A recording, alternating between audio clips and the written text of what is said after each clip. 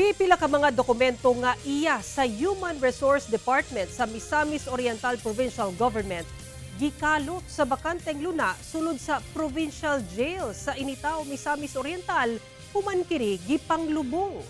Kampo sa kanhi gobernador sa maong probinsya mipaklaro sa maong issue. Ang detalye sa report ni James Paulo Yap. Gamit ang usa ka backhoe, gikalot sa mga personahe sa bagong administrasyon sa Misamis Oriental, pinanguluhan ni Provincial Legal Officer Attorney Angel Lim Jr. kining usa ka bakante nga luna sulod mismo sa Misamis Oriental Provincial Jail sa Initaw adlaw Miyerkules. Sumala ni Attorney Angel Lim Jr. nga usa ka opisyal sa probinsya ang mitudlo kaniya kung nasa gilubong ang mga dokumento, pipila ka adlaw pa lang ang nakalabay. Nato pa ning palawman ng pakigsayod niini.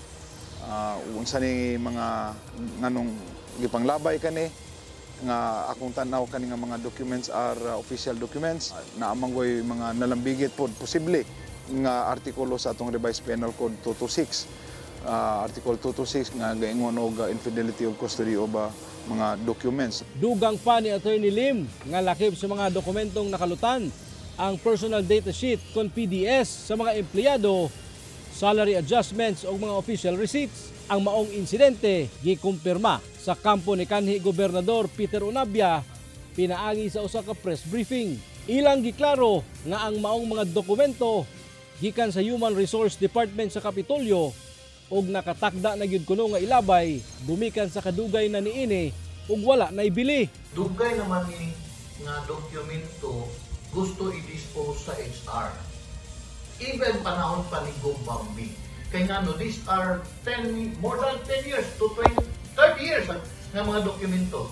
And these are files of those who are already retired, resigned, wala na, separated from the government of the provincial government.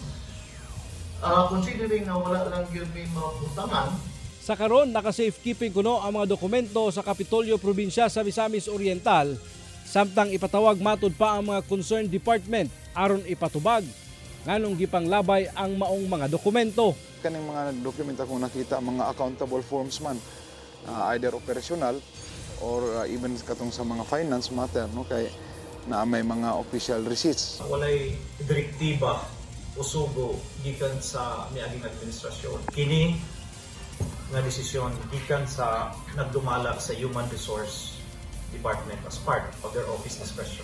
Kauban si Makoy Sempron, James Paulo Yap, 1 Mindanao.